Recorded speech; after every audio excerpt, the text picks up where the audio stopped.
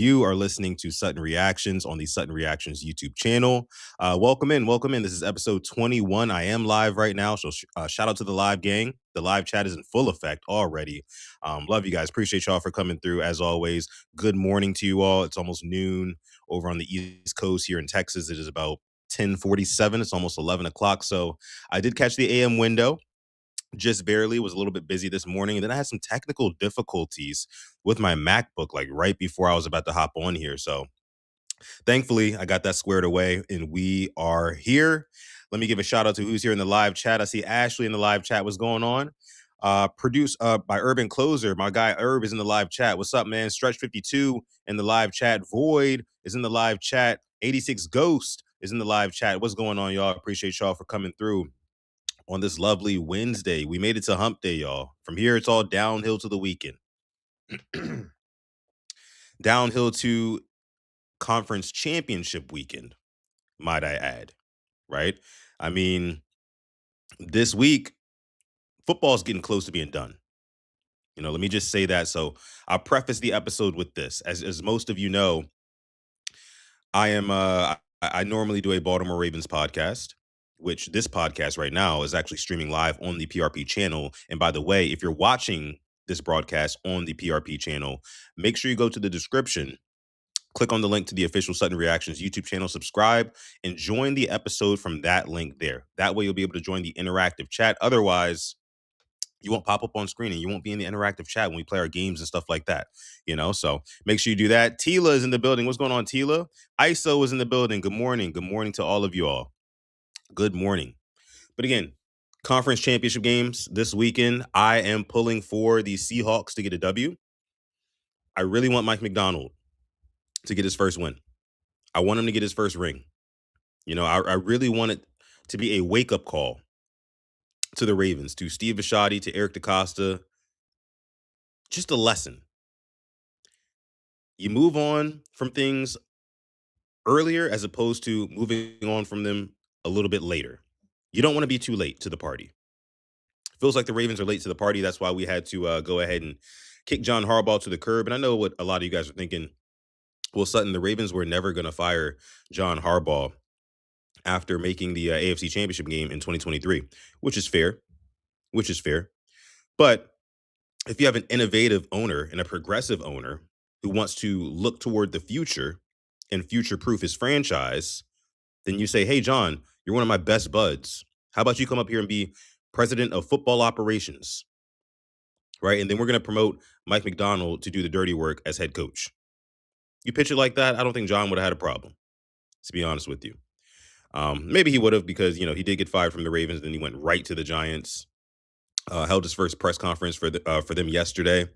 Again, like I said yesterday on Quiet Storm Sports, I'm very proud of John Harbaugh. I want him to do well. I want him to succeed, But at the same time, he's an op now. So fuck him, right? Let me see.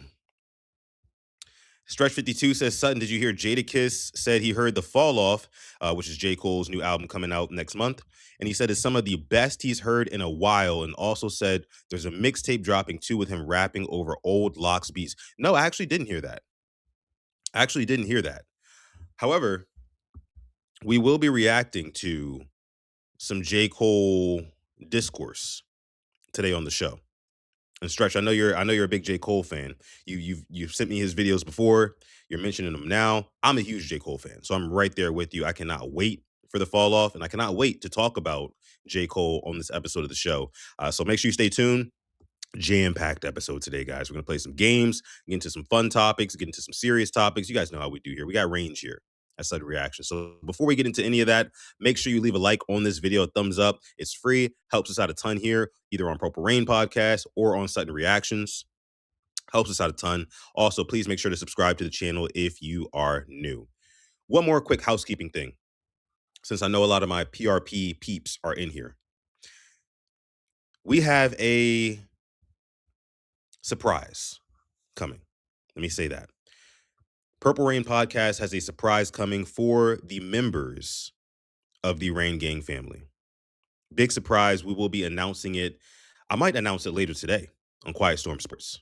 Yeah, I don't know. It just depends on how I'm feeling, right? But it'll definitely be announced by tomorrow. All I'm gonna say is you're gonna want to make sure that you are a member of the Rain Gang. We appreciate all of our members who are already rocking out with us.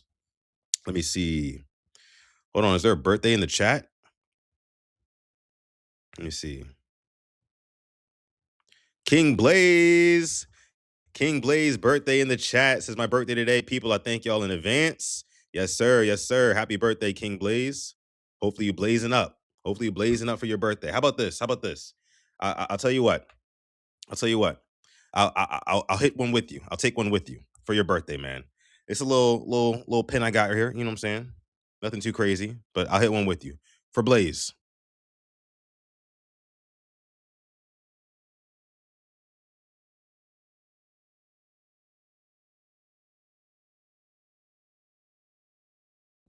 For Blaze. For Blaze. For Blaze. Shout out to you, man. Happy birthday. Happy birthday, man. And thank you so much for supporting the channel. We appreciate you. His Modi says, pass that shit, man. I wish, I wish, I wish. Sutton Vapes channel coming soon. Nah, man. I don't normally hit these. Just when I need a little, little fix real quick, bring me back down to Earth or, you know, to the moon, whichever planet, whichever one works for me. But yeah, happy birthday, man.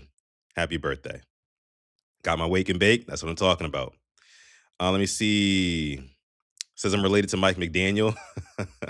Apparently, somebody in our chat, not our chat, but our comment section on YouTube, they debunked Alex's vape story that he was putting on Mike McDaniel, and I'd forgotten all about that had happened. But apparently, it was a marker or something like that. It wasn't actually a vape, and maybe it was just cold outside, and I don't know. I don't know. But either way, as you guys know, I reacted to it last night. Mike McDaniel is the new offensive coordinator for the Los Angeles Chargers. And I found that very interesting because, you know, first of all, I don't know how the pairing of Jim Harbaugh and Mike McDaniel is going to work out long term, just given both of those guys' personalities and what I know about the two of those guys. However, I think that it makes all the sense in the world for Mike McDaniel. Think about it. I mean, if he is like a vape blowing, 30 something year old quirky coach like he is, I mean, think about it, man. You're going out to LA, warm weather, cool city, right? Mike McDaniel's a cool guy. You get a very good quarterback, a very good head coach, and you have less responsibility. You're not the head coach anymore. You're the offensive coordinator. You can focus on your passion. Meanwhile, you're in one of the most fun and poppin' cities in America that always has warm weather. Now he's coming from Miami, so that's probably not a huge difference, right? But LA is a different animal than Miami, just scene wise, right? So I think it makes all the sense in the world for Mike McDaniel. All the sense, man. All the sense. All right, all right, all right, all right. Nah, we should start okay, smoking podcast and talk football. Maybe I'll light up a little bit more often for y'all. Maybe I'll light up a little bit more often. Because I definitely I gets mine in. I gets mine in. Got me a little energy drink. Get ready for this. No sponsor or anything like that, but this brand right here, Alani, my girl gets these, gives me everything I need. I mean, I don't even need a coffee half the time. Alani's sponsor us. Mm, that's good. That's good. All right. All right.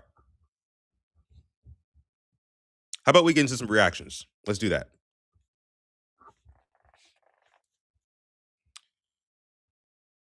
All right, so we are back. Episode 21.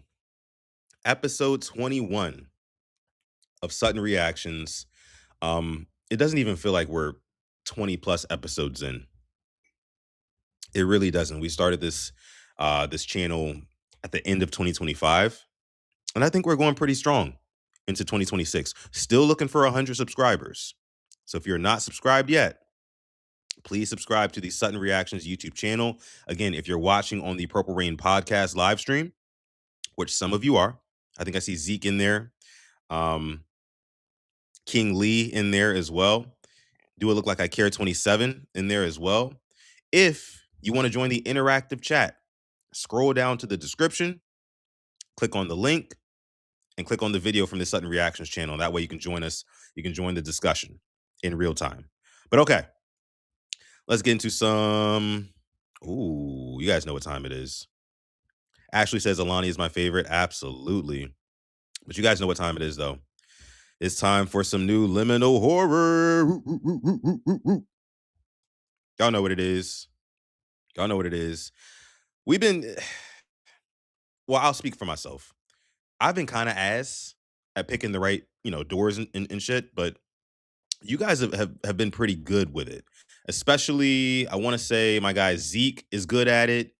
Asmodeus, you about 50-50. Tila's in the chat. Tila hasn't really played that much, I don't think, but maybe she'll participate today.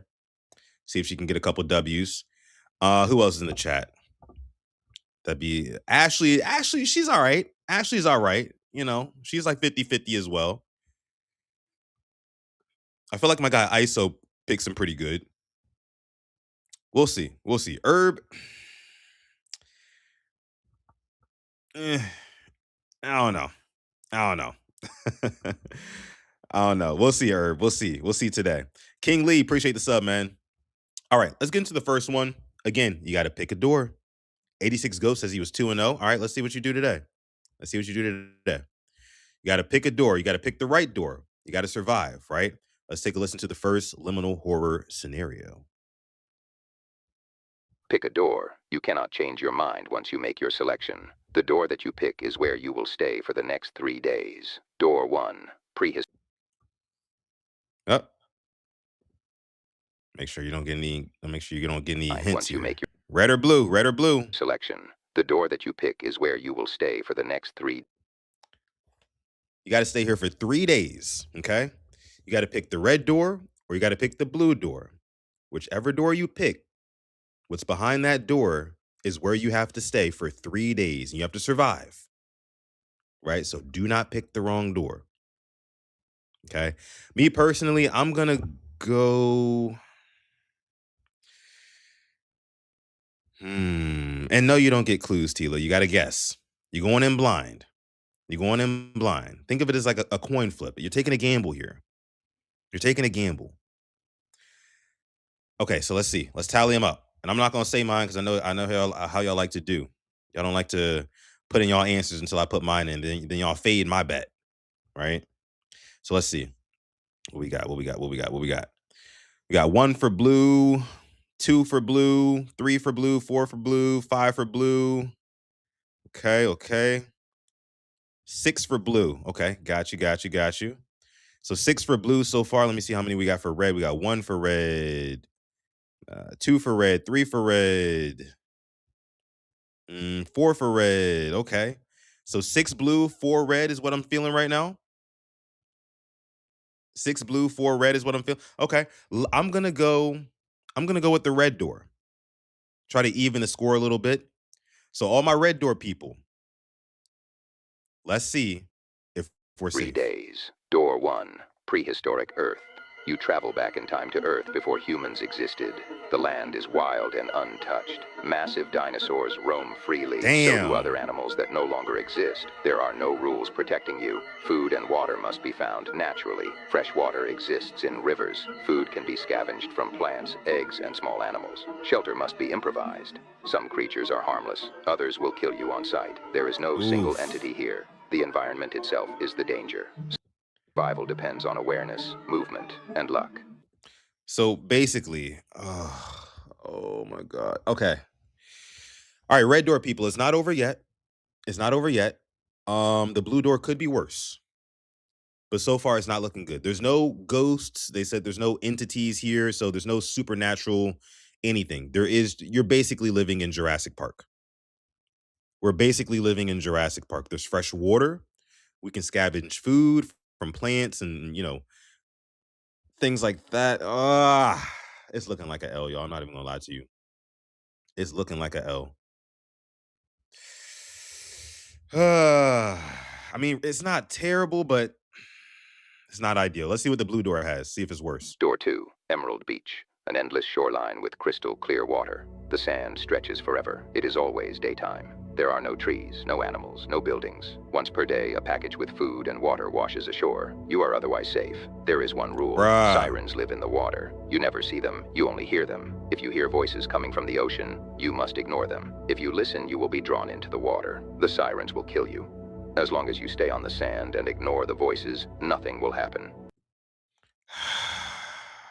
Your time starts now. Well, Blue Door folks, y'all got the first W. Clap it up for the Blue Door folks, y'all. I mean, I don't see how Red Door beats that at all. I mean, there's no threat. I mean, you get a white sand beach with food and water that washes up on the damn beach. I'm 0-1. I'm 0-1. As Modia says, I'll take my chances with the dinosaurs. No, you won't. No, you won't. Think about it. Yeah, Tila says she's seen every single Jurassic Park movie. Did you see the one that had well, I think the last couple of them have had Chris Pratt in it, but the one where he's got the 3 raptors, I think their names were like Delta, Echo, and something else. Or it might have been Charlie Delta Echo. I can't remember. But those things were ferocious. And that's what it said would be in this prehistoric Earth that we would be in if we went to Red Door.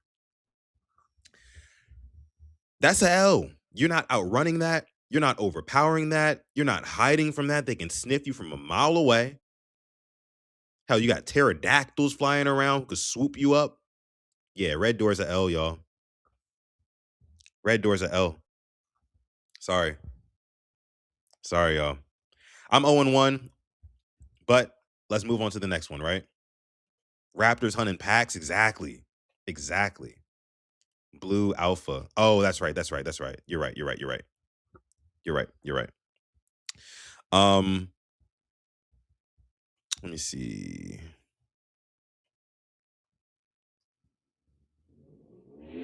Tila said in the sun, and Mog said you'll be sunburnt. That's a point. That's a valid point. Because there was no shade out there. And you can't go into the water. Or else those creatures will kill you. And again, 3 days, 72 hours. I mean, that does make it a little bit more competitive now that I think about it. I would have to know the temperature.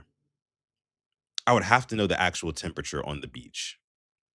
But I think still, because you could be, I mean, you could last on a beach for at least a day if it's hot out. On prehistoric Earth, where there's creatures actively hunting you, you stand no chance. So still Red Door loses. Red Door still loses. Okay, let's move on to the next one, shall we? Let's move on to the next one. All right, so far I am 0-1. I'm looking to bounce back here. Potentially go 1-1. I've got 3 of these lined up. So I'm looking to at least go over 500. Let's check out the second one. Again, you got to pick red or blue. Pick a door. The door you choose will determine your fate for the next 48 hours. All right. So this one is next 48 hours, whichever door you pick. And I'm going to go blue on this one. I'm going to just put it out there. I'm going to go blue on this one. I'm going blue. This is where we got to stay for 48 hours, a whole weekend. I'm going to go blue this time. Let me see what y'all saying. Let me see what y'all saying. If you're part of the hashtag replay gang, make sure you leave your guess down below in the comment section. I want to know, and be honest too. Be honest, right? All right, let's see. So I got 1 for blue, 2 for blue, 3 for blue. So 3 for blue. Okay. 4 total, including me. Let me see what we got for red. 1 for red, 2 for red, 3 for red, 4 for red, 5 for red, 6 for red. Oh, okay. All right. Look at his Modius. Look at his Modius instigating with me. I'm safe. Sutton chose the other one. See, Tila, you haven't played yet, but this is how they do me. This is how they do me on this game. They always fade Sutton. That's the strategy, I guess. I'm going blue on this one.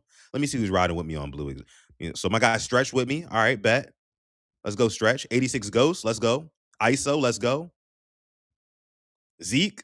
Let's go. All right, yeah, let's ride. Let's ride. Let's ride. And Red Door goes first. So we get to see y'all fate first this time. All right, let's see. Red Door, what y'all got? 48 hours, you got to stay here.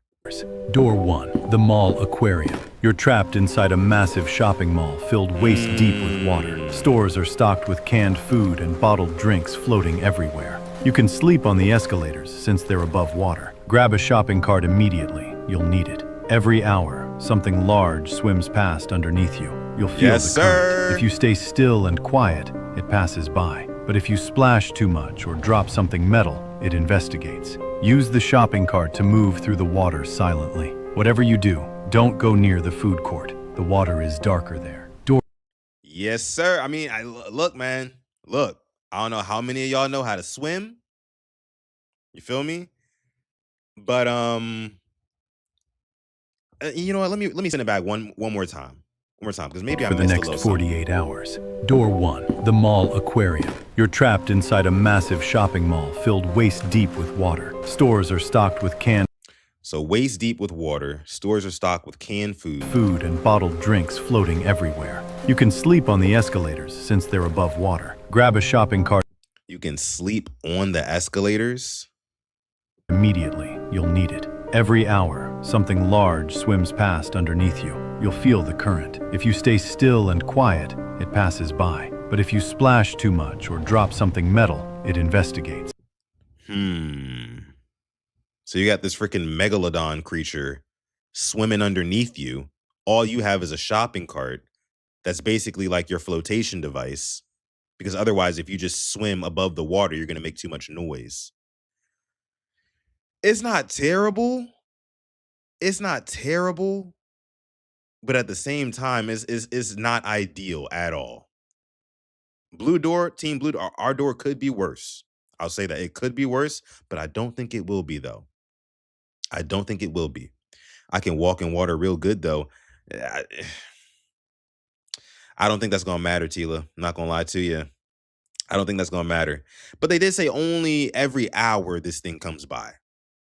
So, I mean, 48 times, basically, you have to, and eventually you'll get the hang of it, how to like not, you know, stir up any controversy with them, piss them off at all, you know.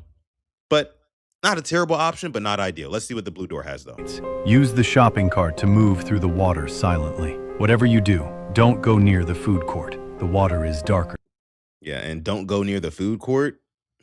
I mean, I guess you just don't have to go over there, right? But even still, I'd be petrified with the freaking big ass killer whale / I don't know, fish entity swimming underneath me that investigates when there's metal pieces dropped. I don't know. I wouldn't. No, I'm not fucking with it. There. Door 2, the Forever Garage. A normal parking garage that never ends. There's a vending machine on every level with free snacks and drinks. You'll find a comfortable car unlocked on level 3 where you can sleep safely. The radio works and plays your favorite songs. No creatures, no danger. Just walk the levels, eat snacks, and wait out your 48 hours in peace. Yes, sir. That's a W. Team Blue, stand up. Team Blue, stand up. Asmodeus, you 0-2 over there. What's going on? What's going on, Asmodeus? You 0-2 over there. Let's go, Team Blue.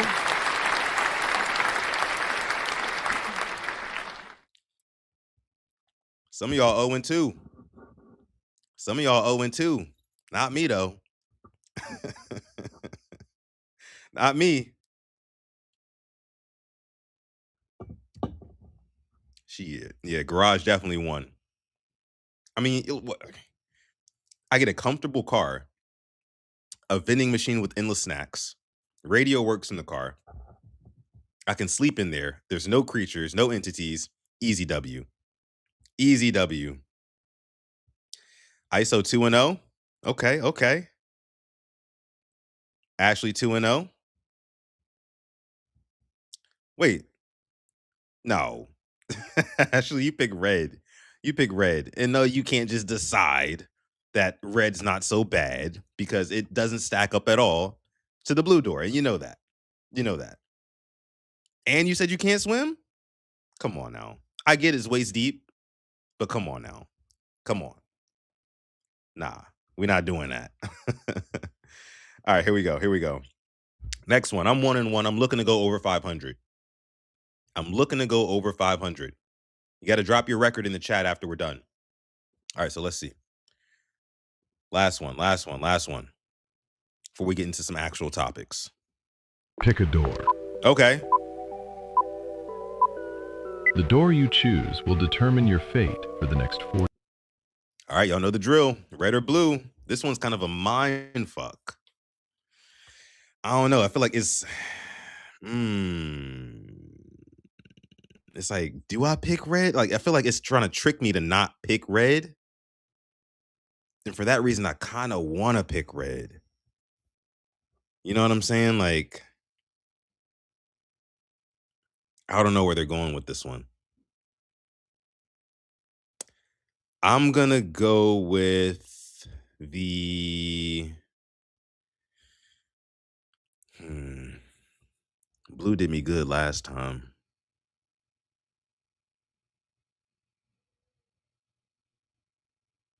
You know, fuck it. I'm sticking with blue. Blue was good to me on the last round. I think blue's going to bring me home, get me over 500. I do. Let me see what y'all are saying here in the chat. Let me see. Ismodia says red. 86 Ghost says red. Stretch 52 says red. Tila sticking with the red. Blaze sticking with the red. King Lee with the red. Okay. I got you. So that's 6 for red right there. Who picked blue? Let me see. My guy Herb with me. We together on this one, bro. Herb picked blue. ISO picked blue. Okay. Moggs picked blue. All right. Let's go. Let's ride. Red door. Hey, look, y'all might have overthunk it. Let's see. Red door. 48 hours. Where you staying? Hours. Door 1. The Infinite Garden. An endless field of bright blue flowers, with trees scattered throughout. The environment is calming, and there's no threat here. Each tree has a variety of fruits that are nutritionally rich. Water isn't an issue either. Bro. There's a river here with clean water running through. If you have a significant other, you can bring them with you here to spend the 48 hours. I can bring my girl? Congratulations. You are completely safe here. Bro. Oh my gosh. I picked wrong again, dog. I tried to stick with blue.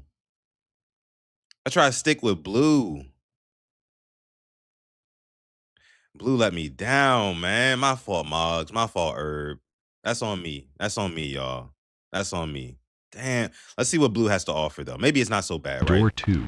The Infested Caves. Bruh. A narrow cave system lined with glowing purple crystals. Other than the faint glow from the crystals, it's completely dark here. Walk far enough, and you'll come across a crate with supplies. This contains food, water, several torches, and a lighter. You must avoid the crystals on the side of the cave at all costs. Whatever part of your body touches them will crystallize and lose all sensation. There are monsters in this cave, pale creatures with the same purple crystals growing out of their body. As long as your torch stays lit, you shouldn't encounter them. Yep. We're cooked. Team Blue, we're cooked. We are cooked. Moggs, why you in the lobby for? Why you in the lobby? Why you ain't ready up? You eating the grilled cheese? All right. Fair enough. Oh man, that just killed me, dog. That just killed me. 1 and 2 for me. Under 500. Another below 500 day for your boy Sutton. Now I know why. Y'all fade me. I gotta stop. I gotta stop giving my answers before y'all do. I gotta stop. I don't know. Maybe y'all are the bad luck. um, ISO says best of 5. That's all I had for you guys today. Those are the only ones I had. I did like 5 of them one day last week, and I realized we were like an hour in, and all we had did was liminal horror. I was like, there's nothing wrong with that, but I like to move the show along. So of course, if you like that segment, I love that segment personally. Like the video, subscribe to the channel because we will be back with it tomorrow with more liminal horror exercises. Always a lot of fun. Always a lot of fun. But okay, let's move on from that. Quick chat check in really quick. 86 Ghost says, I told you, follow me, winning season like Tomlin. Hey. Let me find out 86 Ghost is the Tomlin, the Mike Tomlin of liminal horror exercises. Okay. Okay. All right. All right. Asmodia says, I can make the liminal horrors longer. I feel like I can too. I feel like a lot of you guys enjoy it. I know I do. I know I do. And I want to make it even more interactive. Should do an over under before we start. Now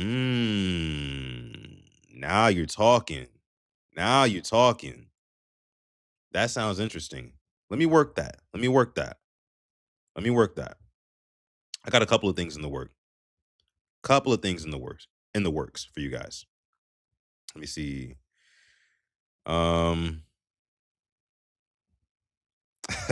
Mog says, I got 24 more hours of alcohol and grilled cheese inside the cabin. Fuck them, kill a deer outside. Oh, that was the one from yesterday. Oh, the one from yesterday, man. I think I got that one right too. At least I want to say. I can't remember. I'm getting a lot wrong. But no, that was a good one. That was a good one yesterday. But of course, again, we'll be back with more of that tomorrow. More liminal horror tomorrow on Sudden Reactions right here. But okay. Let's move on to some petty stuff. You ever seen something really, really petty? Like I thought that I had seen like maximum petty levels out of human beings before. Until I saw this video that I stumbled across last night on my timeline. It's cold outside. It's snowing. People are shoveling snow. People are putting out ads on, hey, look, I'll come to your house. I'll shovel snow on Facebook Marketplace, on the Next Door Neighbor app, on regular Facebook, wherever. This was a guy who shoveled a driveway for a house. Let's take a listen.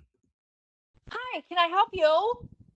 I just finished shoveling your driveway. I think we agreed on $40. What? I'm sorry, I'm not sure what you're talking about. I made a Facebook post. You replied. 8608? Sir, this is 8604. I think you're at the wrong house. You're like, oh shit. It's like, well, I did a good job. Well, no, it looks like you did a good job. I feel bad, but I don't have any money right now. Well, I'm not going to do this for free. Well, you already did it for free. What? Can you come back next week and I'll pay you? Next week? No, I'll just put the snow back. What? You get to put the snow back? Yeah. That seems like that's more crazy. effort than you've already spent. Get off my property! You are just behaving like a child. I'll stop for $20. I already told you I don't have any money. He said I'll stop for $20. He put he was gonna charge 40 originally. She said she didn't have any money. He went and put half the snow back and said, I'll stop now if you pay me $20. That is hilarious. No, like when I say that is hilarious, that is bro. Copious amounts of petty in his heart. Dangerous levels, dangerously high levels of petty in your heart to realize you got the wrong house. You basically worked for free. And then you go put the snow back on her walkway. Like Zeke says, nah, that's your dumb ass fault. Like, come on, bro. Come on, bro. I mean, me personally, again, I don't have this much petty in my heart. So what I would have done, I would have shoveled the snow. Once I realized there was a misunderstanding, I would have said, oh, well, I guess it's just your lucky day. Because guess what? God gonna bless me on the back end. God gonna bless me on the back end, right? I basically just did something out of the kindness of my heart, even though I thought I was going to get paid for it, but I didn't go back and put snow back in the woman's driveway or on her walkway. That's crazy. That is crazy. He's like, I'm not going to do it for free. And then she was like, hey, well, look, like, I don't have any money right now, but if you come back next week, I can pay you. And he's like, next week? He's like, no, I'll just put the snow back. And it's like, bro, that's where it killed me. Because if you really needed the $40 that bad, because he was probably going to go to the next house anyway that he was actually supposed to be shovel that driveway and get the $40, right? But if you really needed that $40 that bad, hey man, I feel for him. But it's hard out here. It's hard out here though. It's hard out here. $40 just for the driveway though? Yeah, I mean, well, it's 2026, Tila. You know what I mean? Like everything is going up. I don't know how much the people are charging for snow removal services nowadays, but $40 for a walkway sounds reasonable because I would imagine. Well, let me ask you guys, how much would you pay to get your entire driveway, like a standard sized, nothing crazy, standard sized driveway shoveled, right? What do you think is a fair price for that? Because I would probably assume for like a whole driveway, again, standard size, people are probably charging about around $100. People are probably charging around $100 for that flat. You know, I'll shovel the driveway, might even put some salt down for you. $100. I think that's fair.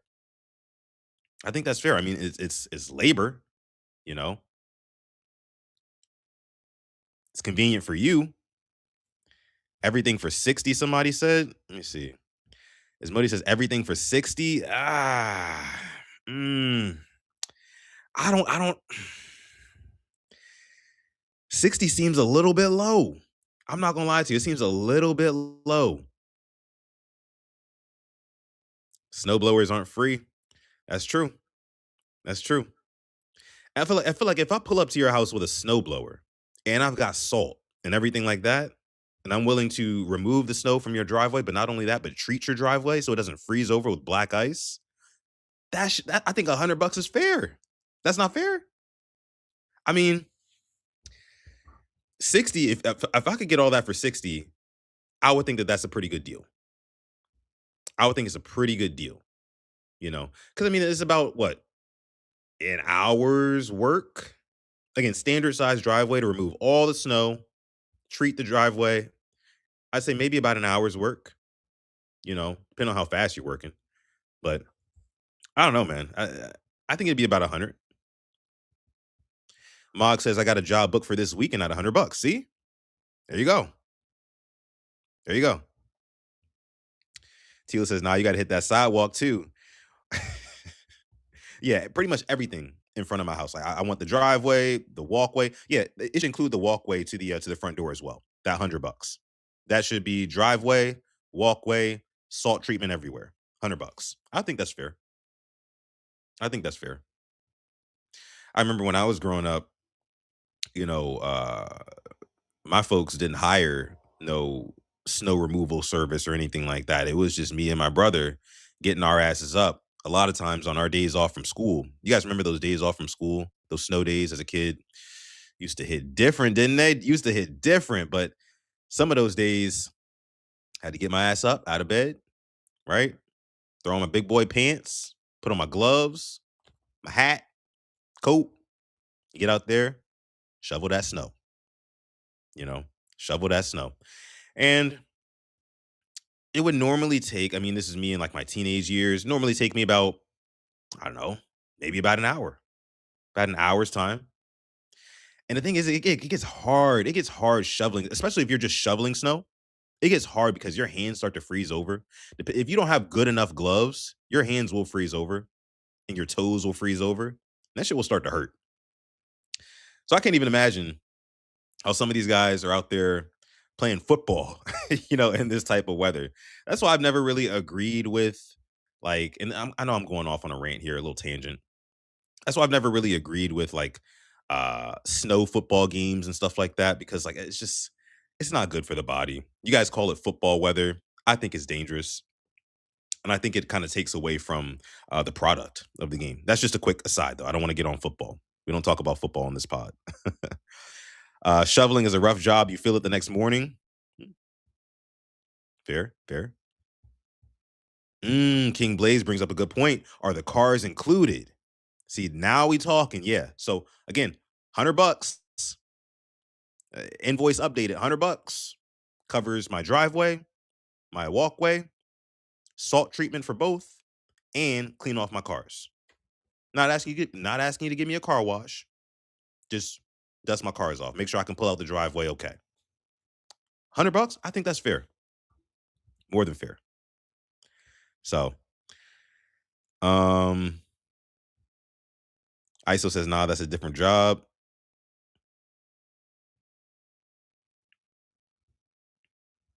Asmodeus says he thinks it makes the product better for the NFL. I just don't, man. I just don't. I don't like seeing guys slip and slide in the snow and not be able to plant like they normally would. It just takes away from, like, when traction is compromised, you don't get to see athleticism at the highest level because guys have to be naturally a little bit more cautious, you know. Don't even get me started on, and this is really no excuse or anything like that, but the Mark Andrews drop against the Bills in the divisional round last year, the 2-point conversion, came out a couple months later and said that his gloves were wet. His gloves were soaked from the snow, and he couldn't get a good handle on the ball, good grip on the ball. It's just little shit like that kind of bothers me. It's like, okay, eventually, why don't we just build domes across America? Dome stadiums with retractable roofs. When it's a nice day outside, let the top down. If it's shitty outside, close the roof. It should not impact our game. Just me, though. Just me. Just me. 120. Yikes. Now we getting up there. Okay. Let's move on, though. Let's see what else we got. That was just something a little light to start us off there. I wanted to bring this up to you guys. There was a mother who posted a TikTok video stating how she put her 7-year-old daughter up for adoption and how she's unapologetic about it. And I want to ask you guys, do you guys think that she's right or is she wrong for her actions? Let's take a listen. On getting rid of my 7-year-old daughter and adopting her out. At the end of the video, I'll show you the picture that her adoptee gave me. But I'm not gonna lie to you guys, this has been probably one of the best decisions I've ever made in my entire life. It has been so peaceful not doing student drop-off anymore, not doing homework, not having to do bath routines. I'm on my way right now. I just got here. I'm gonna go pick up the RV that me and my man bought, and we already planned our first trip. I think we're going to go to Colorado first and then eventually get over to Washington, D.C. I don't know. I've never been more happy in my entire life. Like, I haven't been more miserable than I was when I first found out I was pregnant. And I just kept her because I thought that that's what I needed to do. But, you know, it wasn't. I should have just not listened to everybody and not listened to, like, the mean stuff people say about aborting kids and stuff. But, yeah, I don't know.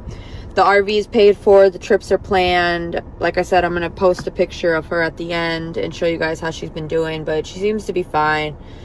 They asked if I wanted to call her or anything this week. And I said no. I figured it's easier to adjust to a new home. Damn. Home without talking to me. But she was kind of like okay with it. We had been warming her up to the idea that she's not going to be with mommy anymore. So it's not like it was something new or... Not the relationship was over before it was over. With a 7-year-old. That's crazy. That is crazy. But yeah, what do y'all think about that, though? Do y'all think that she's in the right or is she in the wrong? And basically what I mean by saying that is, like, is her being totally honest with herself and saying, like, hey, look, like, I'm not a good mother. Speaking from her perspective again. I'm not a good mother. I know I can't handle this. She deserves a better life with a family who will properly love on her, take care of her, cherish her. But That's just not for me. I thought it was for me, but it's not. Do you think that she's right and justified, and it'll maybe potentially end up being better off for her daughter? Again, she's 7 years old. So what is that, like second grade?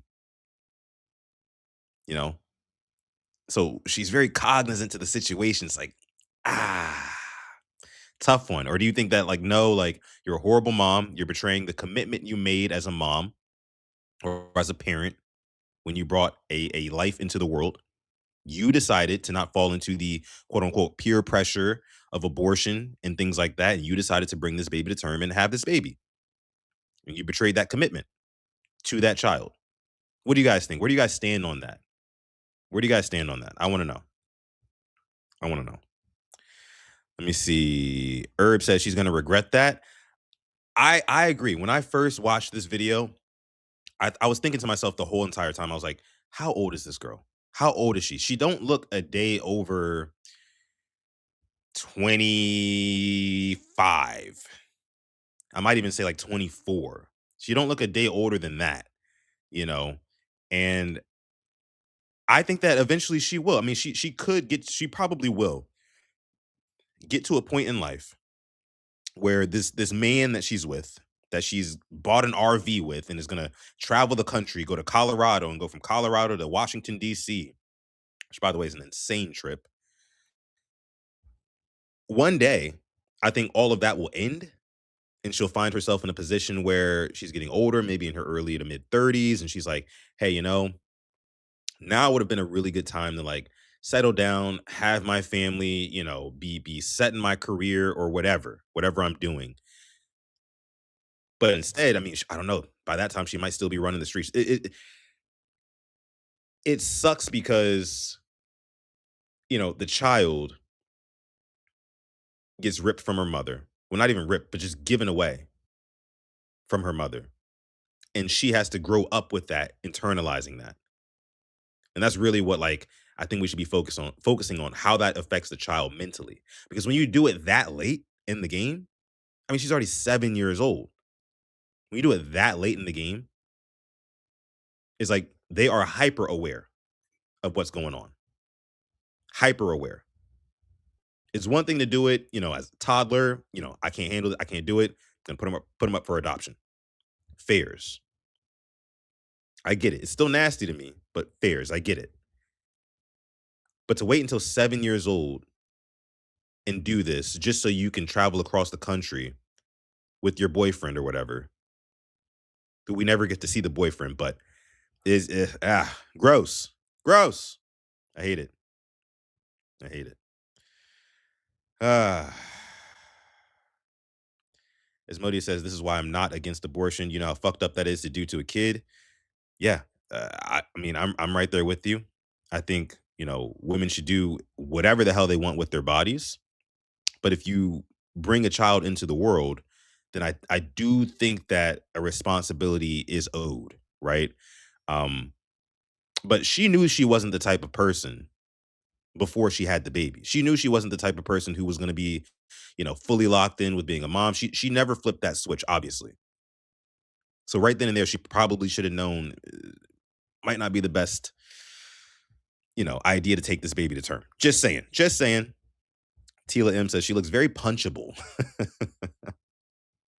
I can't speak on that, but I feel like I get what you're saying. Let me see.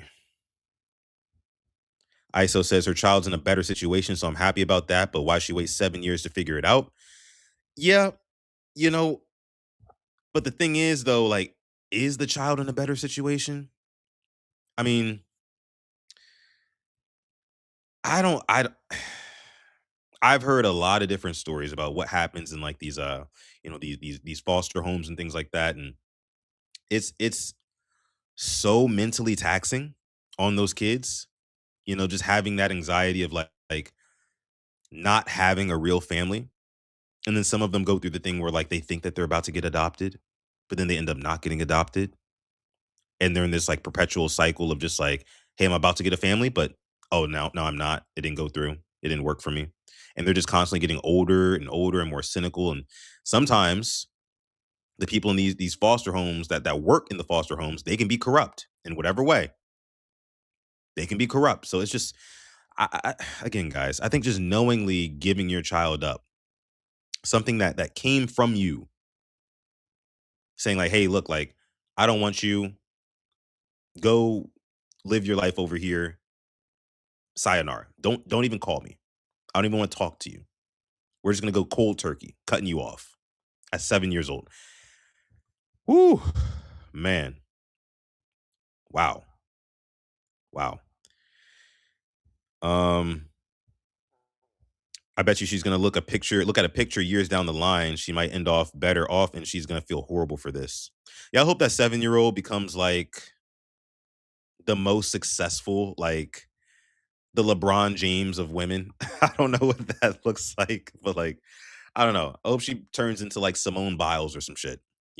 Becomes wildly famous, wildly successful for doing whatever. She could become a doctor or whatever, for all I know, for all I care. But yeah, throw it in this woman's face, because shame on her. Shame on her. Shame on her. Moggs, I'm not trying to skip your comments, man. I'm not trying to skip them. Stop having sex if you're not ready to be a parent. Yeah, you did say that yesterday. You did say that yesterday. It applies here. Definitely applies. Definitely applies. A girl I knew was constantly locked out of her house for 12 hours straight, living in a foster home, says Asmodeus. Yeah, I mean, terrible shit happens. Terrible shit happens. Best of luck to them both, though. Yeah, thoughts and prayers. Thoughts and prayers. T's and P's. T's and P's. Asmodeus says, she reminds me of practically all woke white women that I know. I don't know about that. Not all woke white women, right? I mean, I don't know what this girl's political leaning would be, to be honest with you, or what her ideologies are. I just think she's kind of like sick in the head. I do. Like, she looks a little bit off too, doesn't she? I mean, Tila, she looks very punchable. I just think she looks a little bit off. A little bit off to me. A little bit off. But okay. Ashley says, that's sad. It definitely is. Definitely is. All right, but let's go ahead and get to our next subject here. Shout out to all the good parents out there. Y'all are amazing. Did y'all hear about this NBA Youngboy thing? NBA Youngboy, who is a rapper from Louisiana, in case you didn't know. He did an interview with somebody, and he was talking about his last album, which is named Make America Slime Again. MASA, Massa.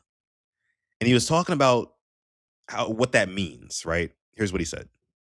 Message, Make America Slime Again. Like, what does that title mean to you? I mean, follow whatever Trump applying. Follow whatever Trump applying. Yeah. What, in what way? Like, in every way. Well, Trump pardoned you, got you off house arrest. I don't know nothing about that. What you mean? Did you ever speak to him about, like, did you ever have a... Nothing about that. Right. Why is this nigga acting like this is my thing. Okay. But the album's name, Make America Slime Again. The tour is named Make America Slime Again. Okay. It was, the name was like, it's just to enforce whatever Trump applying. That's it. He said the name of the album is just to enforce whatever Trump is applying. And that's it. Wildly successful, highly influential NBA Youngboy here. Have you ever met Trump? Why do you keep thinking? Because you got me thinking right now, YB. Like, okay, all right, fair. But we at Slime Cry now. So you heard it there. And I'll just play this part one last time. What's going on, Chris? Appreciate you for coming through. Applying. Follow whatever Trump. What does that title mean to you? I mean, follow whatever Trump applying. Heard it there. It's definitely cringe. I see Tila in the chat says it's cringe AF. It is, and the thing that really like, let me say, the thing that's so fucked up about it to me, excuse my language, guys, is that he has insane influence over a large part of the younger generation. If you look up on YouTube NBA Youngboy's concerts, he just got finished with a tour, I believe. All of his concerts are sold out. They are packed to the brim with kids. I mean, we're talking anywhere between, I'd say the main demographic, what, 17 to 28, somewhere around there maybe. And they are going absolutely bananas over NBA Youngboy performing on stage. And NBA Youngboy barely talks. He barely speaks out in interviews, things like that. But he's got a stranglehold over so many of our young boys, right? So many of our young boys move like Youngboy, take his word as like the gospel. Know every single word to every single one of his songs. If you've seen these kids at a Youngboy concert, they get spiritual around this dude, which is why it makes messages like this even more dangerous. Even more dangerous, because we already saw in the last election, and look, I don't care who you voted for, whatever, but here's just something that I noticed in the last election. A lot of young boys, especially young boys, no pun intended, from the hood, they would purposefully and ignorantly just support Trump. Because what Donald Trump is synonymous with to a lot of these young boys, again, no pun intended, Donald Trump is synonymous with the term or phrase demon time. When these young boys, the only thing that they know about Trump is that he be on demon time. And guess who else be on demon time? Their savior, NBA Youngboy. So you had again young boys across the nation, again, no pun intended, I'm gonna keep saying that, who were wearing MAGA hats, saying like Donald Trump, let's go, Donald Trump 2024, all this. And they didn't know a lick about politics, a lick about what's going on in our country. Nothing at all. And didn't care to do the research either.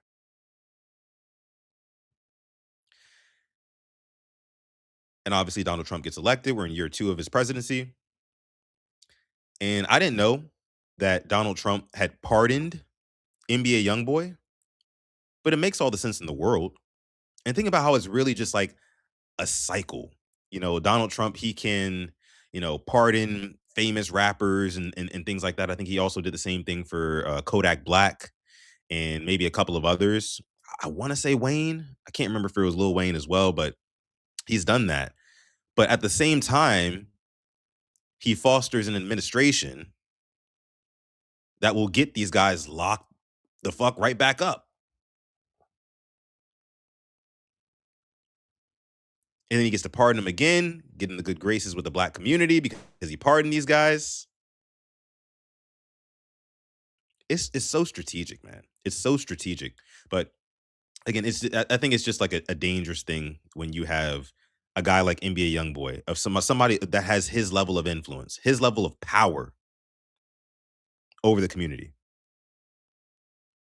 say things like this and not have any sort of reasoning to back it up. Oh, because I really like this, his stance on this foreign policy over here, or I like what he's doing over there. And you guys may think this about what happened over here in this country, but I actually think, no, he's not saying any of that. He's just blindly saying, nah, just follow whatever Trump, that's what my album means. Just follow whatever Trump. Make America slime again. MASA, massa. Yeah, just follow whatever Trump says to do. That's what it means. Won't expound on it any further. Just kind of shrugs it off. you know. Now, don't get me wrong. I do enjoy some of NBA Youngboy songs.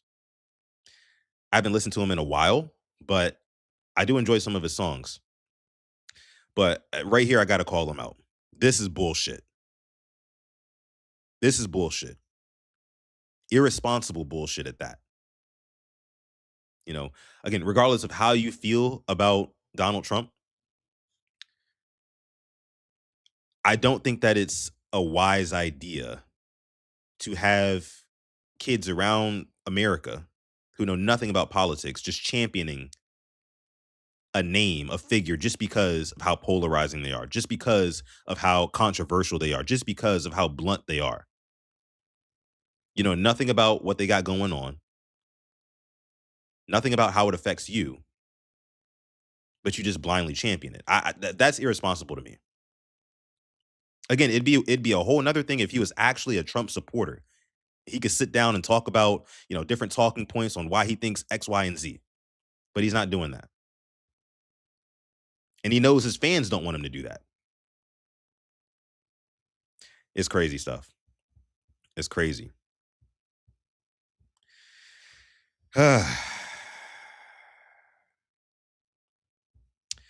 Mog says it's sad because half, if not more, of these YNs were on their own from the jump. No parental figure / guidance. Yeah, it goes back to our conversation from yesterday.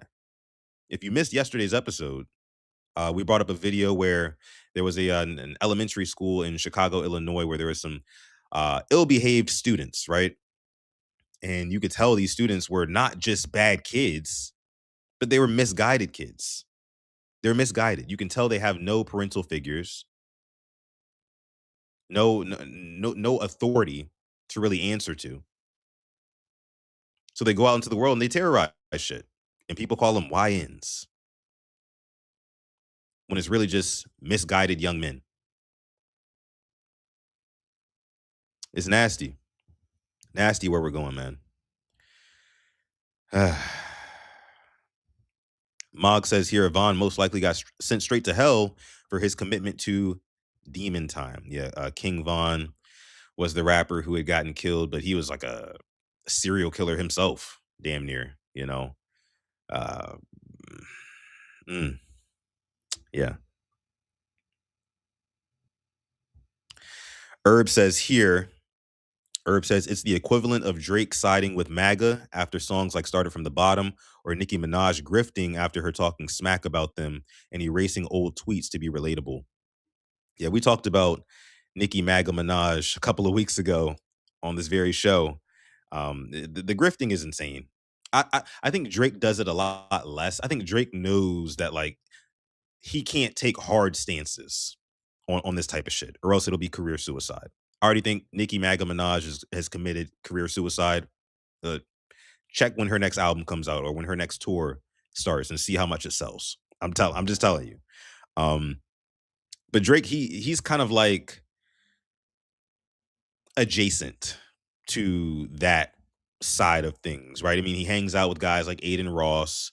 You know, you'll get like little hints here or there, but he doesn't take like an actual, like, hey, I'm supporting Donald J. Trump.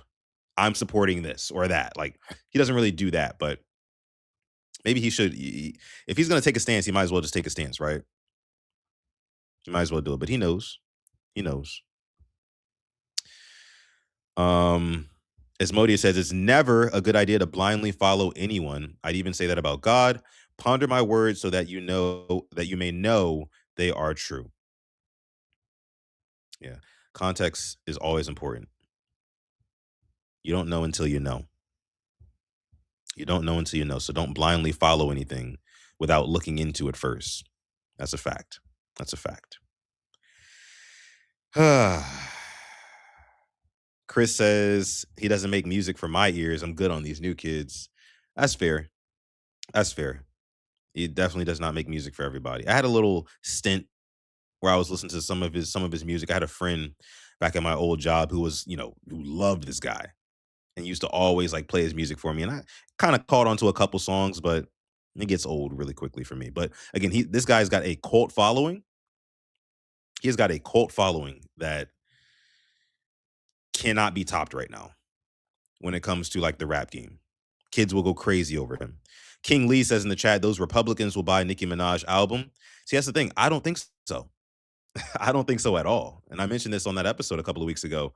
I think that they're just using Nicki Minaj as a feather in their cap to say, hey, look, we got somebody who the other side champions. We got them on our side now. When her album drops, they're not going to buy that shit. They're not. And that'll be her reminder that, like, no matter how much you grift to one side, it's still not going to, you're not going to reap the benefits of that in any way. You're just being used. You're just a pawn. She'll realize that. She'll realize that. Yeah, she's done, King Lee. Attitude Pop, before we move on, says, Sutton, this young boy we're talking about, half of the stuff he says, he just be talking. This dude does not care about Trump and politics. He got pardoned. I don't know why y'all expect him to say anything bad about him. Well, he could just omit and say, hey, look, no comment. Next subject. But he knows what he's doing. Or maybe he doesn't, and that's the problem. But I think he knows what he's doing when he just says blindly, like, follow whatever Trump does. You know, because all the boys in the hood who are watching this video here, you know, this interview on YouTube, that's all they're going to hear. They're just going to hear that. It's going to click in their head. All right, bet. We going hard for Trump. Anybody say anything about Trump? Because Youngboy's with him, I'm with him. Anybody say anything bad about Trump, we on their ass. And that's where it's dangerous. And it's like, I don't expect him to, like, do anything positive or say anything positive. But, like, if you don't have anything positive to say and you know it's going to be, you know, have a negative influence, then just don't say shit at all, is my point. Just don't say it at all. So, but, yeah, Cardi B is winning. Maybe. Her last album wasn't bad. I liked a few tracks off her last album. But I don't know. Female rap is going in a weird direction right now. I don't know who's really gonna come to the forefront and really kind of take over. You know, we had a couple of you know, stars that broke in the last couple of years, but nobody who's really dominating the scene right now. I don't know where it's going. I don't. He knows exactly what he's doing. Massa sounds like Massa. Knows exactly what he's doing. He's calculated. Don't even worry about it. All right, but let's move on from Youngboy here. While we are sticking on music, let's talk about Daniel Caesar. Daniel Caesar, who is an R&B artist from Canada, I believe. Don't quote me on that, but I believe. He is massively talented. He was just on The Breakfast Club, I think yesterday. And he had some weird takes. He's always had some very, very weird takes. Now, Daniel Caesar is a black guy who, personally, I feel like he does not like being black, for lack of better words. He's been, you know, kind of the hot topic in the streets before, when, you know, he was okay with white women saying the N-word and or wearing t-shirts that say the N-word on it and stuff like that, and telling people to back off from her. And so people have felt the way about Daniel Caesar.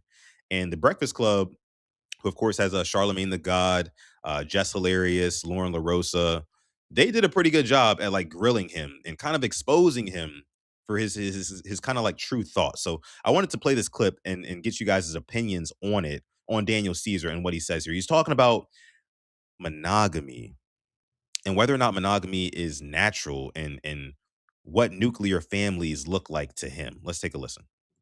I mean, like all the people that I know that are good at monogamy are good at you know, just that sort of nuclear family are white. You know? He says all the people that are good at monogamy, basically just loyal relationships, you know what I'm saying? Exclusive relationships, marriage, stuff like that. With kids, the only people that he knows that have that are white. Let's continue listening. And so I disagree with that. What do you mean? No, all the people I'm talking about personally through my life. You're talking about, you saying personally in your entire life, Daniel, you have never seen a black family, an Asian family, a Hispanic family. What are we talking about here? You know what I mean? Mhm. And so this excites this topic excites Go me a ahead. lot. Okay. And I'm just like, it's so much responsibility to put on one man in a house. What, to be To faithful? like, well, I'm speaking about for me. Yeah, Okay. I would say to How be old are you? faithful. I'm 30. 30. Okay. Okay. Mhm. Yeah, To you still be- got a different type of dick than us. Oh we've been my through that. God.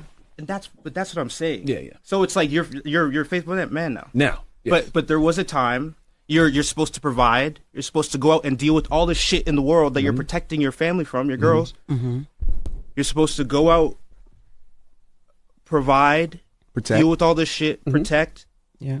And someone gets to tell you what you can and can't do with your dick as well. You know what I mean? Like, Well, I don't think it's about somebody telling you what you can and can't do. When you, decide to make vows with a woman and you tell God, this is the woman that I want to spend the rest of my life with and be faithful, you made that commitment. Yeah, so he's basically, Daniel Caesar is basically saying there, and that was the end of the clip. He's saying that, as a man, you're telling me you're supposed to have all these responsibilities, providing for your family, protecting your family, all that. And at the end of the day, you can't go out and satisfy your own sexual desires by doing what you want with your dick. That's what he said. His words, not mine. And, I get where he's trying to come from here, but it just sounds like, and he said he's 30 years old. I'm also 30 years old, but I'm nowhere near as naive as Daniel Caesar sounds in this clip. Because he just sounds like a child. It's like, bro, this is the natural order of things. These are the social constructs we have built as humans and the way that we have collectively decided to live our lives. People get in relationships, they get married, they have children. The fact that he has not seen any families outside of white families proves Tila's point. He must not know very many people. And since he doesn't know very many people, I'm going to go out on a limb and say he hasn't had very many experiences. Not nearly enough experiences, obviously, to know that what he's saying sounds like a bunch of bullshit. Now, when it comes to the concept of monogamy, just exclusive relations with one other person, he's trying to argue that that's not natural, basically. Which, again, I get the point where he's coming from, because I do feel like our biology tells us to reproduce. So even if you are in a marriage, even if you are in a relationship, goes for man or woman, and you come across somebody who is attractive, we all have eyes, your biology might tell you that even though you are in a marriage, you should reproduce with that person. This is something that I've heard before. This is something that a lot of people that I know agree with. Let me know if you do or don't.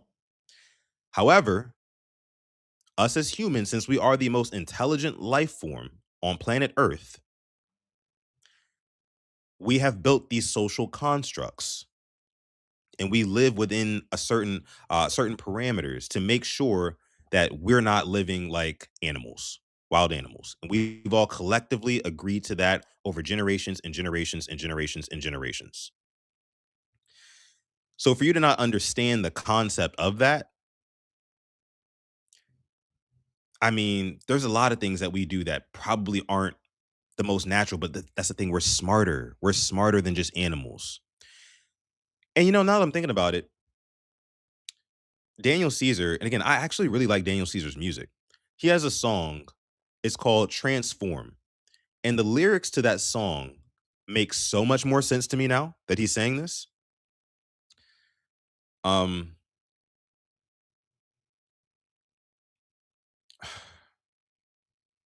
How do the lyrics go?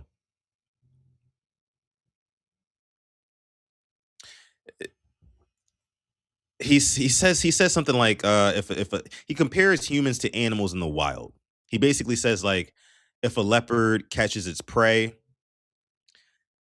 then how am I the one to blame if it's in my nature? And he's talking about stepping out on his woman,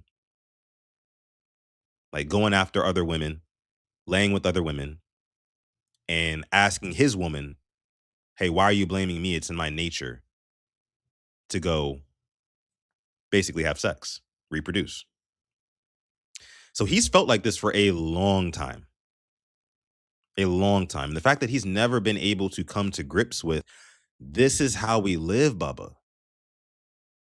You know, we get in relationships. Some people are, polyamorous and there's polygamy and all that. I actually know people personally who are polyamorous. Not for me, but to each his own. But if that's how you feel, then just say that. Then just say like, hey, look, I prefer a polyamorous or open marriage. Just say that. You don't have to dance around saying, well, I just don't really agree with, I don't think monogamy is home. Big dog, just go do you. Go do you. Go do you. I know I'm kind of rambling here.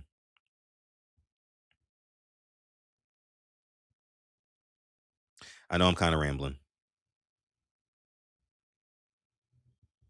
Attitude Pop says a lot of black people really hate being black for some reason and want to pander to white people like the Hodge twins and Fresh and Fit. I think I'm familiar with the Hodge twins. Are those two the light skinned dudes with the beards? They kind of big, kind of built. And yeah, they're twins. I know the Fresh and Fit crew. I don't watch them either though. But yeah, I think that honestly, even with his very first comment, saying like, hey, the only nuclear families that I see are white families. That goes to show you right then and there, he has a lot of self-hate. And there's another clip that I didn't play in this video right here, where of the same interview, from the same interview, where he basically says that over the years he's realized that he has a lot of hate for the world and hate for himself. You see, Daniel Caesar, I don't mean to be mean, but he even has the look of a kid who was probably bullied, probably bullied by fellow black people when he was younger. And he probably made some sort of vow to like always have some sort of deep down disdain for black people, which is sad. And this happens to a lot of people, not just Daniel Caesar. Like Attitude Pop says here, a lot of black people really hate being black. But again, the reason is childhood trauma. They were taught that their blackness was ugly. Their blackness was undesirable. I mean, you're talking about a dark-skinned boy who he was at some point with a gap in his teeth. With a huge Daniel Caesar has a huge gap in his teeth. If you don't think he was teased for that, kids are mean too. I'm just saying. All of that stuff plays a factor, and I think that's why you have the Daniel Caesar that you have today.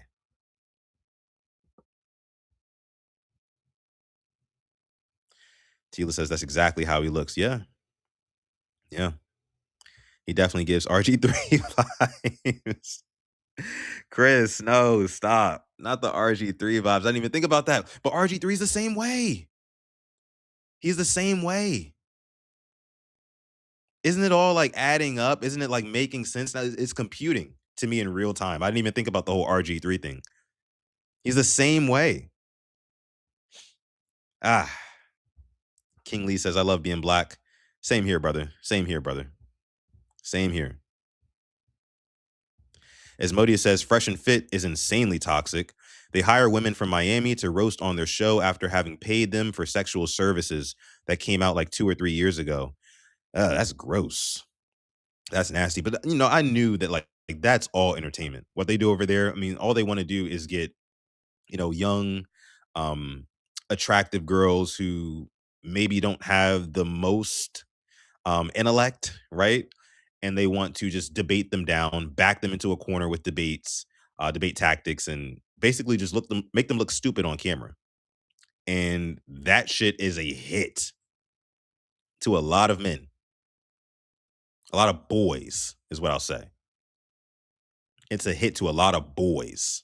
They love it. They eat it up. I don't understand it. I don't understand like what embarrassing a woman does on camera for your ego. Like, I feel like the type of people who watch, misogynistic shows like Fresh and Fit and some of the other ones, I don't really know the names because I don't watch those shows. I feel like those boys, won't call them men, those boys, and if you're a Fresh and Fit fan and you're watching this, grow up. And I say that with love. But I feel like those boys who watch those type of programs, they associate women with pain, right? At some point they were rejected, some woman did them wrong, whatever, what have you, and they made a pact with themselves like, hey, look, I will never let another woman hurt me. Some of them might have not have had their mother in their life, whatever. But they made a pact with themselves. They said, I'll never let another woman hurt me. So when they see this content of women getting, I don't want to say punked, but like just getting embarrassed on camera, probably makes them feel, it scratches some sort of weird itch that they have. It's weird. It's honestly so weird. It is. But it's insanely toxic. Super toxic. Super toxic. It's a damn shame. Exactly. As Modia says, it makes them feel better by belittling the women they don't believe they could ever get. Yeah. Yeah. All right. Let's move on here, guys. Let's move on. How long are we in? We're an hour and 21 minutes. And these shows are like becoming like 2 hours, like standard, right? And you guys want me to increase the Liminal Horror segment? We're gonna be like pushing 3 hours on this show here. We're gonna be pushing 3 hours pretty soon here. But hey, I don't have a problem with it. I love hanging with you guys. I do. Make sure you guys like the video though. Subscribe to the channel. I'd appreciate that. Appreciate that. Let's stick on music for a little bit longer here. Let's stick with music. So I don't know if my guy Stretch. I don't know if my guy Stretch is still in the chat, but my guy Stretch is a big J. Cole fan, at least presumably. And so am I. And as you guys know, J. Cole is getting ready to drop an album in about 2 weeks. I think it's February 6th. It's about 2 weeks time, 2.5 weeks, something like that. And there was a podcast that's ran by Fat Joe, New York rapper. And he was talking about how he don't care what J. Cole has to say on this next album. He can't take him serious. Now, why would Fat Joe say that? If you're not privy to what happened in 2024 between Drake and Kendrick, then number one, you probably live under a rock. I'm not gonna lie to you if you didn't hear anything about that. But if you didn't, Drake and Kendrick got into a rap beef. But right before Drake and Kendrick went full speed ahead with their rap beef, there was also a third party involved, and that was J. Cole. Kendrick, J. Cole, and Drake are seen as the top three artists in the hip-hop industry right now, just hands down, point blank, period. So everybody was super excited when it seemed like we were about to get a huge battle between Drake, Kendrick Lamar, and J. Cole. But as soon as the battle was getting good, as soon as it was really about to start taking off, J. Cole withdrew his name. He said, look, I'm out. I don't want no parts of this. Y'all can go back and forth. And that spoke a lot of controversy. A lot of controversy. And my guy Stretch is in here. What's going on? A lot of rappers in the space said that J. Cole has no business popping his shit ever again, talking his shit ever again on a track. Because I think hip hop is now, we're not, you know what? Let's get into the clip. You said J. Cole. I don't look at him the same. He ain't come outside. Sometimes you tell me, Joe, you want the 100 million, this, that, you got to say the truth. I don't look at him the same. The fucking sword is dull. I don't care what he spit. Because I've been listening to him spitting. I always said he's one of the greatest. And all that is irrelevant to me when you talking all that gangster shit and they call you to the yard and you don't step outside. I can't look at you. That's like you seeing the dude who they always told you, and you always thought he was tough, and you see some other kingpin nigga, some smack his cheek off, and the nigga, my bad, and walk off. Smack his cheek off is I'm crazy. keeping it a buck with you. That's how I look at the the music, shit. man. The music is great. I don't give a fuck if you lose. I never forget Everlast and Eminem. Everlast definitely knew he couldn't beat Eminem, but he came outside to the yard. He came outside. And so that's just how I look at it. Big up J. Cole, the whole crew, North Carolina and all that, but he caught stage fright. Supposed to come outside, man. And see, this is what I was getting ready to say. And I saw somebody in the chat say J. Cole protected his peace, which, yes, he did, obviously. But I think that the way that a lot of these older rappers, and I think just rappers in general, the way they look at rap is they look at it like it's sport, right? It's competition. You know, yes, battle rap can get very messy and nasty, just like the Drake and Kendrick beef ended up getting. But at the end of the day, it's all about the bars. It's all about your pen. It's all about you competing and just going toe to toe, writing songs. And the fact that J. Cole didn't want to do that, and not only did he not want to do that, he actually half stepped out there. Because if you guys remember, he put out a project right around that time that beef was about to start. The project was called Might Delete Later. And at the very end of that project, he had a track where it was calling out Kendrick Lamar. And then like 3 days later, after he dropped that song, he gets on stage at his festival, Dreamville Festival, and he says, "You know what? I'm sorry. Like, I didn't really want to put that out. I'm taking it down off of all streaming platforms. I'm out. I'm out of this. Got to protect my peace. You know, hope y'all can understand." Type shit is what he said.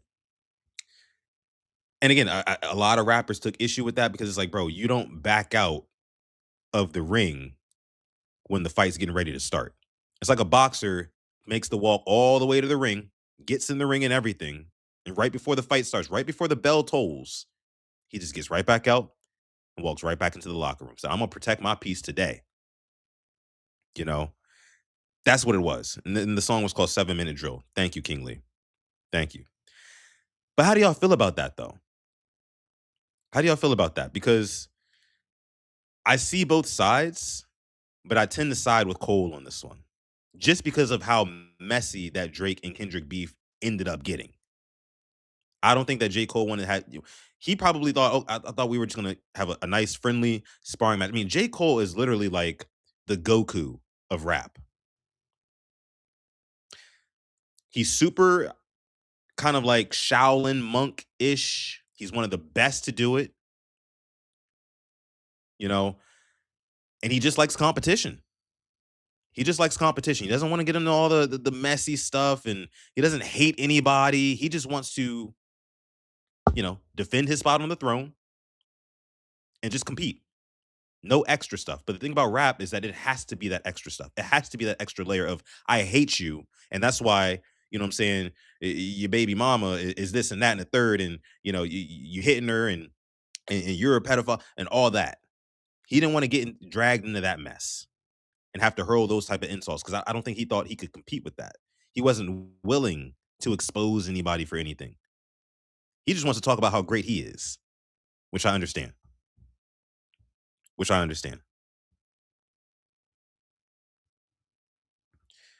Just for men on the table is nasty work. Let's finish listening to Fat Joe here. He did. He did, man. All right. He bowed out gracefully, but that don't never mean he wasn't. I mean, where we come from, all call outs. What they say in the Game of Thrones, what they say, the North never forgets. Remember when the Starks come? They go, the North never forgets. Yeah, you're not waiting 6 months to let the smoke clear to come back outside and talk legendary and all that. Like, it's like the North never forgets. Into that. He just ended what he into. All right. Coming shit, from you. Shit is crazy. You go to war. Jadakiss go to war. Jadakiss go to war. The Locks go to war. I'm a J. Cole fan. I'm just telling you, they don't hit me as tough. You know what I'm saying? If Fat Joe talking all that Fat Joe the gangster, there's a video of me getting my face smacked off. You ain't gonna hear Flojo the same. You gonna be like, man, and that was your face smacked off in public. Was like, yo, and you said, no, I rescind it. I'm coming back. No, I didn't mean it. Yeah. Yeah, so I mean, again, I respect J. Cole. I will be first in line to listen to his album on February 6th. That's just me, though. Some people feel like, you know, he punked out, and for that reason, they're not going to take anything he says seriously anymore. In the moment, I did feel that way because I was just disappointed as a fan. I was like, we've been waiting for this for damn near 2 decades, right? At least a decade and a half to see these guys really go toe to toe with each other.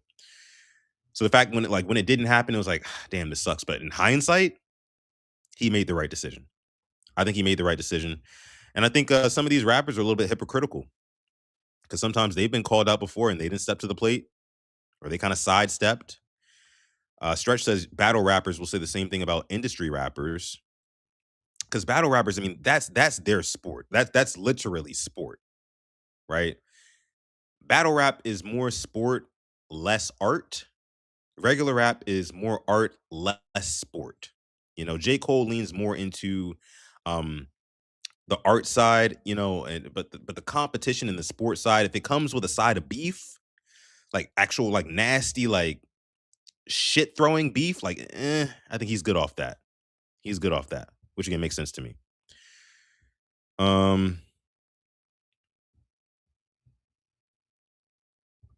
Personal business and battle raps is nasty to me, but if you go to war, you got to be prepared. Yeah, I mean, that's honestly that's always what battle rap has been. Somebody either exposing somebody about something that's going on in their life, you know, or just talking about something personal in general. It's never just, okay, who can be the most creative, who can have the most creative bars. It's like, no, who slings the most shit and makes it stick. And in that Drake and Kendrick beef, Kendrick definitely made that shit stick. As Modia says, people call him corny. I think he's actually trying to make the community and world a better place. I do too. Again, he's like the Goku, like the Shaolin monk. Like the Shaolin monk of rap. ISO says, Sutton, do you listen to hustle music? Define hustle music. I guess that means no, but define hustle music. Like give me some examples. Stretch 52 says, I like Glasses Malone's analogy about Cole being Tim Duncan. Yeah, I saw that. You know, he said you know, basically he's like very fundamentally sound, right? He's not a big rah-rah guy, but he's gonna get the job done. You know, he gonna go out there, get you 25 and 10, play some good defense, you know. Solid. But yeah, I mean, I think it's spot on. Spot on. But again, I'm so excited for the fall off. So excited for the fall off, guys. Let's move on though. Let me see. So this topic here, I wanted to talk about streamers, right? Streamers in the entertainment industry and like what it's really done to entertainment. So I'm gonna play 2 videos here. The first one's gonna be Lil Yachty talking on the Impulsive podcast with Logan Paul about what he finds so interesting about streamers and why some rappers, since we're on the subject of rappers, what some rappers find corny or weird about streamers. YouTubers and streamers are really interesting. They're extremely popular, and it's extremely interesting because it's opposite. By the way, King Lee says, breaking news here. Mike Tomlin is done coaching for good and will not take any phone calls or interviews. Yeah, I think I read something about that last night. It might not have been like confirmed, but I guess it is now. But yeah, I think Mike Tomlin, he's done. I think he's done. I think he's going to go right into broadcasting and he's going to be amazing at it. Salute to Mike Tomlin. But let's keep listening. It's opposite of what like the invisible code of being an artist is. You know, like an artist is like almost like, you know, you have an ego, you have a persona, you're a character, you got a character. It's like you like, and a streamer and a YouTuber is like, I'm me, this is me all the time, this is my flaws, this is how I am. There's no like hiding. It's like this is me. And it's like complete opposite of like being an artist. Like YouTubers and streamers, like, I think that's why sometimes they get looked at a certain way by artists. You know, like obviously we're not talking about like making money and fame, because obviously streamers are fucking the biggest stars in the world. But as far as like maybe like if like someone thought they were cool or not, you know, a lot of times it's kind of like they kind of can come off corny sometimes to a lot of artists. You know, especially if they don't know them personally. You're just looking at clips online. You know, I think rappers and artists in general, not just rappers, artists, are a lot more self-conscious about putting themselves out there, opposed to a YouTuber or streamer who they just like, man, they live for them, and they're not afraid, you know? Yeah. And I respect it. You know, it takes a lot of balls. Kids nowadays, these kids, man, they like it's good and bad, because I think, you know, I do think at some point on some levels people overshare. You know, I think there's a lot of like excessive sharing. You don't think? Like, damn, everything don't gotta be told. But see, okay, so let me break this down for those of you guys who are like halfway listening, because I know I kind of broke the video up a little bit there. But Lil Yachty is talking about, again, Lil Yachty is a rapper. And he's talking about like the new age of entertainment with streaming. So your guys like I Show Speed, Kai Cenat, you know, all those guys. And he's saying how like streamers are very particular, because they're not like normal celebrities or artists, where typically if you're a rapper or a singer or whatever, you have to have this sort of like mystique about you, right? You have to kind of come off as a little bit mysterious. You don't want to give the public too much, because if you give them too much access to you, right, you won't be as in demand. It's like literally typical just supply and demand when it comes to celebrities. And streamers have kind of cracked that code, which is what makes streamers so unique, because they don't have to be mysterious. In fact, their whole brand is transparency. Hey, look, here I am in my bedroom. Here's what I did today. Here's what I'm doing right now. This is what I'm going to do tomorrow. Chat, what's up? You know, like that's all they do. And like, I guess like he's saying that, you know, rappers will kind of look down on streamers in a way, because they don't carry shit as cool as rappers do, even though they make even more money than rappers make, like way more money, because they have little to no overhead costs. Because again, they're doing exactly what I'm doing right now, as a matter of fact, sitting in front of my laptop with a backdrop or whatever, talking into a camera and a microphone. It takes next to no money to produce that. And some of these guys, you know, they have producers. Some of these guys go in real life, they have cameramen, all that. Sure. But it's nowhere near the amount of money it costs to, you know, write, produce, promote, you know, an album or a single, or to go on a tour or something like that. It takes way more money to actually profit being a rapper as opposed to being a streamer. And again, the streamers don't have to be cool. They don't have to be unnecessarily cool. They don't have to have this mystique like, oh, you can't reach me. It's like, no, everybody can reach me. They're people of the people. That's what streamers are. They're people of the people. That's why it's so important for them to have their chat on stream and interact with them. I mean, I do the same thing. It's because I love you guys. But I get what Lil Yachty is saying here. I totally get what he's saying. Totally get what he's saying. Let me see what you guys are saying. Herb says Lil Yachty be everywhere, but I don't know, man. I wouldn't want to hang with Buddy. Just my opinion. He's a little bit eccentric. A little bit eccentric.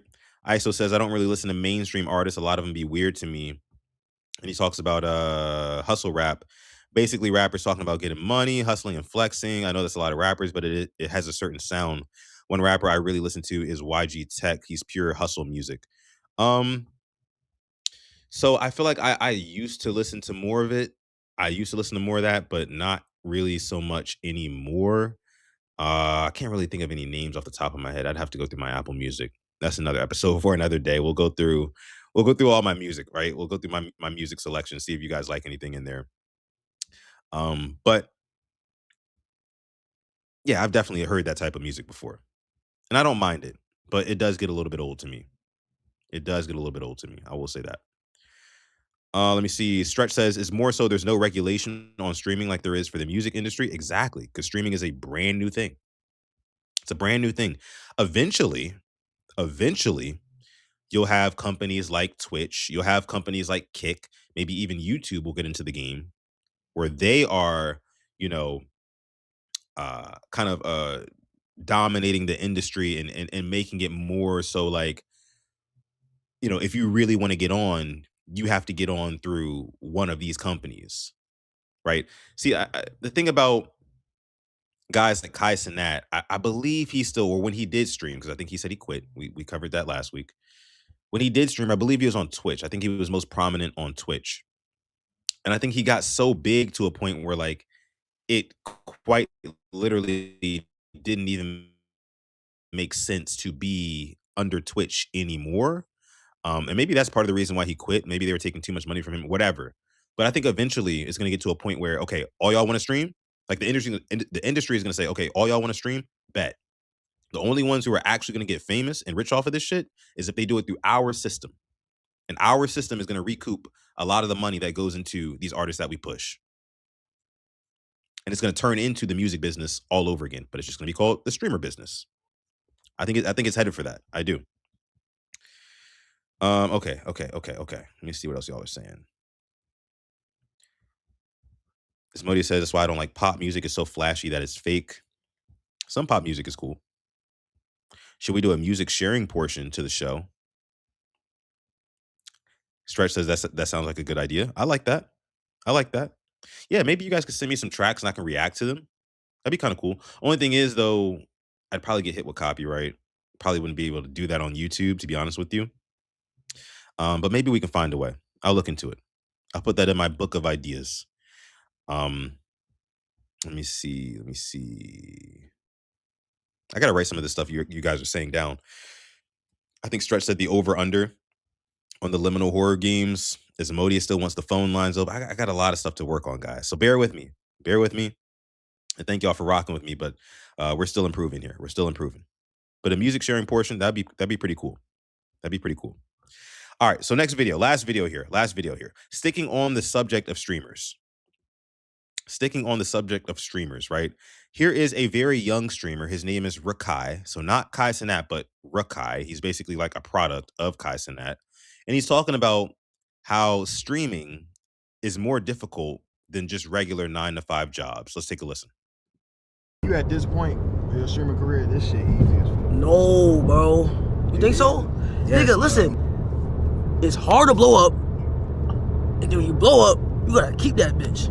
That shit mad hard, gang. You gotta use your fucking creative head. 9-to-5, you go to McDonald's, put the fries in the bag, hand it to the nigga and call it a day. You know what I'm saying, bro?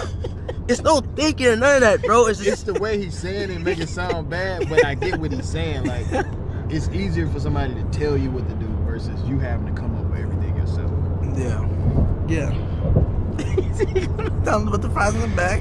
You just get it to the nigga. All right, one more time. You at this point in your streaming career, this shit easy as fuck. No, bro. You think so? Yes, nigga, listen. It's hard to blow up. And then when you blow up, you gotta keep that bitch. Why that is shit face mad like hard, that? gang. You gotta use your fucking creative head. 9-to-5, you go to McDonald's, put the fries in the bag, hand it to the nigga and call it a day. You know what I'm saying, bro? It's no thinking or none of that, bro. It's just the way he's saying it make it sound bad, but I get what he's saying. Like, it's easier for somebody to tell you what to do versus you having to come up with everything yourself. Yeah. I hear what he's saying. It sounds bad, right? But like I understand what he's saying. He's basically saying that like, and I feel like I can talk about this a little bit because I stream myself. I'm doing it right now. So like, and I've also worked a 9-to-5. Mind you, this kid is 17 years old. He's 17 years old. So you have to take what he's saying with a little grain of salt because he's never worked a 9-to-5, at least not to my knowledge. I think he's been streaming for the past maybe 3 years, which would date back to probably 14, when he was 14. So he's never even been old enough to work a real job. He's only ever made money off of streaming, again, as far as I know. So he doesn't really know what it's like to have to go and clock into a job every day and do menial tasks that you have no desire, no interest in actually doing, but you have to do them so you can get paid every 14 days. He doesn't know what that's like. So we have to give him some grace there. However, where I do see his point is that streaming is hard. It may look easy, it may sound easy, but at the end of the day, it is hard because, especially when you're a startup, because you have to be disciplined, you have to self motivate every single day, even when there's not a paycheck coming. You know, you still have to get up, you still have to do it, you have to, you know, make yourself vulnerable, make yourself available to people. And this is something that I do. I love doing it, but it's not easy sometimes, and it can be exhausting. It can. And you know, trying to keep up with algorithms, keep up with your analytics and things like that, compete in the space that you're in, it can be hard, especially when there's not a lot of reward. There's not a lot of reward at the beginning of this, right? Um, so from that standpoint, I get what he's saying, but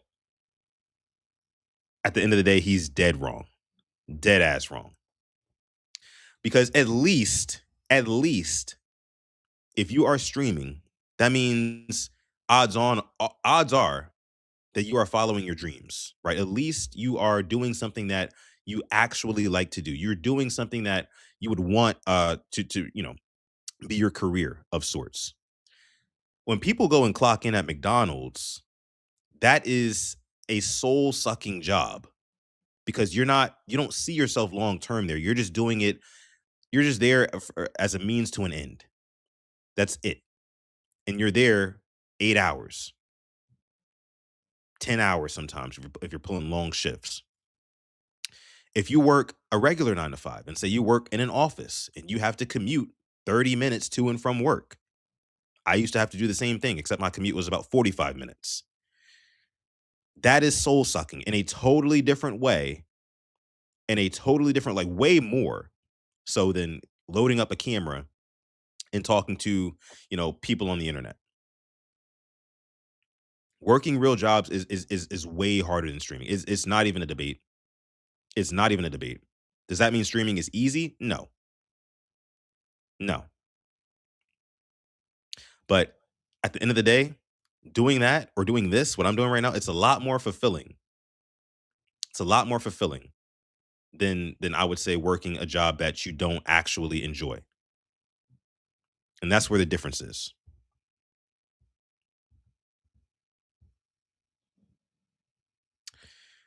ISO says I couldn't handle all that fame. I mean, money makes the fame a little bit more comfortable, I'd imagine. When you're not wanting for anything, struggling for anything, I think you can handle a little bit of fame, ISO. I think you can handle a little bit of it. Maybe not a whole bunch. It's not for everybody. But I think you can handle a little bit of it. If that money coming with it, you know what I'm saying? You just turn on your hustle music, you'll be all right. You'll be all right. It all seems justified, right, ISO? Let me see. It's easier to also do something that's processed out for a set amount of time. It's a different kind of hard. What do you mean by that? You mean like if you have to clock in for an 8-hour shift, you know you're there for 8 hours? What do you mean by that? He says it's why I tell young people you got to pick your hard. There's no such thing as easy in life. Hell, sitting on your ass doing nothing is hard. Health problems and more body pain. For sure, for sure. For sure. You do have to pick. I mean, yeah, everything is going to be a struggle. I mean, life does not exist without struggle. You know, um, so yeah, like whatever it is that you choose to do, whether it is, you know, pursuing a career or working a 9 to 5 or pursuing your dreams of doing this or being an entrepreneur or being a streamer or opening a business, whatever, all of it's going to be difficult, you know. But when you're doing your own thing and you're not working for anybody, right? The main thing that you have to worry about is discipline. You got to be disciplined because everything falls on you at the end of the day. You know, I've learned that, in just the past. I mean, I've been doing YouTube for a lot longer than Purple Rain podcast. Truthfully, guys, I mean, I've been doing YouTube since I was probably like younger than this kid. Honestly, since I was like 12 years old, I've been doing YouTube, and it's like it's one of those things where like if you wanna keep up, you have to be disciplined. You know, you can't fall off the wagon, you can't fall off the horse. You got to just keep going, and that shit's hard. It's hard. It's a different type of hard than, you know, just waking up, clocking into your job every day, knowing that you have a set amount of tasks that you have to get done, and then you just get to go home and you just repeat the process the next day. And it's just kind of like you're on autopilot. When you have your own thing going, you're not on autopilot.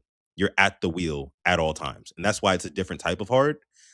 But the autopilot that kicks in with like a regular 9 to 5, that can be a lot more soul sucking, right? Because you're not fulfilling yourself all the time at work. Most of us aren't, at least when we clock into our jobs. We're not actually fulfilling ourselves. So I think that's where the difference is right there. Yeah. Well, but that was about it for me on this episode, guys. That was all I had for you guys on this one. We are about almost 2 hours in. Almost 2 hours in. So we got under the 2-hour cap today, but of course we will be back tomorrow on this episode of Sutton Reactions. Please make sure you guys like this video, subscribe to the channel if you are new. If you're watching on the Purple Rain Podcast YouTube channel, shout out to you. We will be live later for Quiet Storm Sports. But make sure you like the video, subscribe on PRP and on Sutton Reactions as well. If you scroll down to the description, you can click on the link, come over to Sutton Reactions. We're still trying to reach 100 subscribers over there. Still trying to reach 100 subs. So if you could please hit that sub button, we'd appreciate that. But yeah, love you guys. Appreciate all y'all for coming through. Appreciate all of your support. It does not go unnoticed. Every like, every comment, every chat, every donation, everything, it does not go unnoticed. And I truly do appreciate you guys from the bottom of my heart. You could have been anywhere watching anybody. And I know there's a lot of other streams on, but you chose to be here with me. And for that, I truly do appreciate it. So with that being said, as always, stay positive, always test negative, and never, ever, ever forget, even on the rainiest of days, to call God. This has been Sutton Reactions. We'll catch you guys tomorrow in the next episode.